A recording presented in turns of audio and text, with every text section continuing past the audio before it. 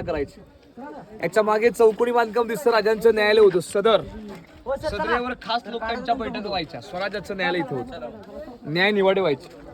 पाण्याचं तलाव खाली दिसतोय, त्याला इतिहासामध्ये म्हणतात गंगासागर तलाव. महाराजांच्या राज्याभिषेक सोहळ्याला काशी क्षेत्रातले पंडित या गडावाल्यांचं नाव होतं गागा भट्ट.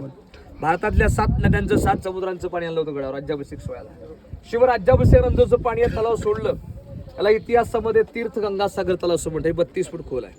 एका कवीने कविता म्हटलेली आहे, गंगा यमुना नर्मदा यांच्या आल्या साऱ्या बहिणी आणलं सप्त समुद्रांचं पाणी, आणि झेल राज्याभिषेकासाठी जल हे झाले तीर्थांची घरं, आणि नाव तयाचं गंगासागर हे समोर तलाव आहे. हत्ती तलाव पाहिलं तर ते लिकेज म्हटलं की त्या तलावासाठी खूप खर्च केला शास्त्र, लिकेज सापडत नाही. हत्ती तलावाच्या बाजूला एक मल्लेखांब होता तिथे. काही तज्ञ म्हणतात मल्लेखांब, काही अभ्यासक म्हणतात ती सूर्यघंटे, सावली प्रमाण दिवस मापायचा काम. समोरचं टोक आहे, त्या टोकाला टकमक टोक असं म्हणतात. हा, भगवे दोष पडत आहेत, लोक उभे आहेत. टकमक म्हटलं की टक लावून पाहता येतं, मग म्हटलं की टोकाचं दृश्य पाहिलं की माणूस स्मग्न, टोक म्हटलं की माशी. जी लोक चोरी लबाडी करायचे ना, अशा गुन्हेगारांना पोत्यामध्ये बांधायचं, पोत्याची गाठ बांधून भाल्याच्या टोकांचा व्यक्तीचा कडिलोट आहे हा टकमक टोकावरून केला जात होता. त्या टोकाला इतिहासामध्ये टकमक टोक असं म्हणतात. पण छत्रपती शिवाजी महाराजांच्या काळात राजाने मात्र कोणाला शिक्षा दिली नाही. छत्रपती श्री संभाजी महाराजांनी कोणाला सोडलं, चुकीला माफी नव्हती. टकमक टोकाच्या पुढे उंच मोठा डोंगर आहे, काय पुढे त्याला म्हटलंय कोकण दिवा. कोकणातला उंच डोंगर. शिवाजी महाराजांच्या काळात मोबाईल हॉकी डॉकी यंत्र नव्हत्या काळामध्ये. कोकण दिव्यावर गवताच्या गंजा पेटून कळवायचे शत्रू येत आहे, तुम्ही सावध व्हा. या बाजूला गडावरच्या फौजा आपल्या अलर्ट राहायच्या. त्या पॉइंटला इतिहासामध्ये कोकण दिवा असं म्हटलं जातं. आता आपण ज्या चौथरात उभे आहोत त्याची लांबी बघा 200 फुटामध्ये आहे. दप्तरखाना होता राजांचा, गड किल्ल्यांचं लेखी काम चालायचं त्या काळामध्ये. हा दप्तरखाना होता. आणि आता आपण समोरचे बुरुज पाहूया, सप्त मनोरे या बाजूला बुरुज आहे.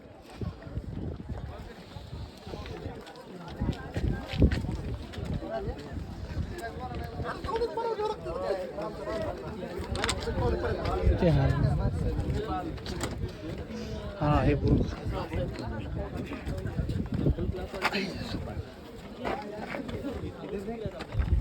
तर आता बघा समोर तुम्हाला इथे गोल आकाराचे 2 बुरुज आहेत. या बुरुजाला इतिहासामध्ये सप्त मनोरे असं म्हणतात. सप्त म्हणजे शिवाजी राजांच्या काळात हे बुरुज एकावर एक 7 मजली होते.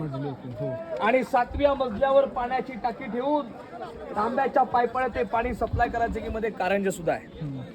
आतमध्ये काही देवळ्या दिवे लावण्यासाठी आहेत. अनेक प्राण्यांची डिझाईन कामं करून आहेत. मखमली पडदे असायचे, 300 दिवे लावायचे. आणि याचं प्रतिबिंब पाण्याचं काही तलाव दिसतो ना, गंगा सागरात दिसायचे. की राजे महाराजे लोक बाल्ले किल्ल्याची शोभा वाढवण्यासाठी अशा प्रकारचे बुरुज बांधले होते. या बुरुजाला इतिहासामध्ये सप्त मनोरे असं म्हणतात. याच्या बाजूला एक बुरुज आहे, त्याला 8 खिडक्या आहेत, अष्टकोनी म्हणतात. विजयस्तंभ होता. गड जिंकला की रायगडावर स्वराज्याचं भगवं निशाण फडकवायचे, आपला विजय प्राप्त करतो त्या स्तंभाला इतिहासामध्ये विजयस्तंभ असं म्हणतात. हे लोक जातात तळघरात आतमध्ये, खाली पहिल्या मधल्या जाण्यासाठी असे पायऱ्या खोल्या होतात. इथे मध्ये बाग बगीचा होता. आणि समोर तुम्हाला विटांचं काम दिसतं ना, विटांचं काम खोली आहे, त्याला इतिहासामध्ये टाकसाळ म्हणतात. पूर्वीचा छापखाना होता राजांचा. शिवराई होन राजमुद्रा अशी नाणी स्वराज्याच्या मुद्रा तेथे घडवायचे. आणि मुद्रेवर महाराजांच्या काळात लिहित होतं, प्रतिभचंद्र लेखेव वर्धविश्व वंदिता शाह सुनो शिवशाह मुद्रा भद्राय राजते, अशी महाराजांची राजमुद्रा रायगडास तिथे घडवायची. त्याला इतिहासामध्ये छापकर असं म्हणतात. समोर अष्टकोणी गोल तुम्हाला बांधकाम दिसतोय. राजांची बाल्कनी आहे, सज्जा वाड्याची गॅलरी, राजवाड्याची गॅलरी तिथे होती. 5 मजली होतं. महाराज गडकिल्ले पाहिजे. पायथ्याला गाव आहे पाचाड. राष्ट्रमाता जिजाऊमातेंचा वाडा होता. राजे आऊसाहेबांना मुद्रा करायची आणि मग आपल्या राजसभेत जायचे महाराज राजकारण पाहण्यासाठी. डाव्या शिवभक्त खाली उतरतात. तळघर खोली आहे. त्याला इतिहासामध्ये गुप्त खलबतखाना असं म्हणतात. की स्वराज्याचे गुप्त हेर होते राजांचे बहिर्जी नाईक होते. बहिर्जी नाईक आणि महाराजांच्या गोपनीय बातम्या गडावती इथे बोलायचे. मराठीत म्हणे की भिंतीला कान असतात, या कानाची खबर त्या कानाला कळता कामा, अशा महत्वाच्या वार्ता व्हायच्या. बहिर्जी म्हटलं शत्रूच्या छावणी जाऊन माहिती गोळा करायची. जे औरंगाबाद दरबारात गेले होते ते दाढीला हात लावलेला व्यक्ती म्हणजे बहिर्जी नाईक, स्वराज्याचा 30वां. त्यांचं राजांचं बोलणं व्हायचं इथं. अनेक लोक गुप्त खात्या कामं करायचे. अजून काही संशोधन चालू आहे नावांची पूर्णपणे. काही तज्ञ म्हणतात याला इतिहासामध्ये रत्नशाळा होती. त्याकडे खजिना सुद्धा रायगडास त्या ठिकाणी ठेवला जात होता, अशा अभ्यासकांची मतं आहेत. याच्यावरती छतं होती त्या काळात पूर्ण, की बाल्ले किल्ल्यात देखील कोणाला कळता का म्हणे की तळघर गडावरती इथे बांधलंय. रायगडाचा पश्चिम कडा दिसतो की लाईटचे पोल दिसतात. लाईटच्या पोलापासून 1 तास जातो. गडाच्या पश्चिम टोकाला हिरकणीचा बुरुज म्हणतात बघा. सगळे तुम्ही पायी चढलात, बुरुज पाहायला येताना पाहिला तुम्ही, लाईटचे पोल पाहिले, बुरुजाकडून गड चढलात, पण टोक मात्र रायगडाच्या पश्चिमेला तिकडे आहे. महाराजांच्या काळात हिरा नावाची माता दूध विकायला आली होती. आताच्या माता भगिनी गावातून गडावर ताक विकायला तर परंपरा. गडाचे नियम होते की सूर्य मावळला की गडाचा मुख्य दरवाजा बंद करायचे. महादरवाजा बंद झाला, हिरा गडावरती अडकली. ती माता विनंती करत होती, मला सोडा, माझं बाळ खाली आहे. पण शिपायांनी की जरा म्हटले, नाही हिरा, महाराजांची आज्ञा आहे, आम्ही तुम्हाला सोडलं तर आम्हाला शिक्षा होईल. तर त्या मातेला गडावर राहण्याची सोय केलेली आहे. पण त्या मातेच्या हृदयामध्ये प्रश्न होता, माझं बाळ काय करेल. बाळाच्या प्रेमासाठी ती माय माऊली रायगडाचा पश्चिमेकडचा कडा उतरून पायथ्याच्या गावात गेली. ही बातमी शिवरायानं कळाली की रायगड आम्ही अभेद्य बेलक निवडला आणि या रायगडावरून जर एक महिला उतरेल, याचा अर्थ शत्रूचा धोका हिरो जे आहे तो कडा तासा, तेथे बुरुज बांधा आणि त्याचं नाव द्या. इतिहासात त्याला हिरकणीचा बुरुज म्हणतात. रायगडाच्या राजसभेत हिराचा सन्मान राजाने केला. महाराज म्हणतात, हिरा कडा उतरून दाखवा आम्हाला. हिरा म्हणते, नाही राज, कडा उतरत होते त्याही माझ्या डोळ्यासमोर माझं लेकरू होतं महाराज. मी आता खाली पाहिलं राज, आता मला दरी दिसते महाराज की रायगड किल्ला उतरणं हे आता मला शक्य नाहीये. महाराजांनी हिराच्या मुलाडे पाहिलं. राजे म्हणतात, मुलाचं नाव होतं झुंजारराव.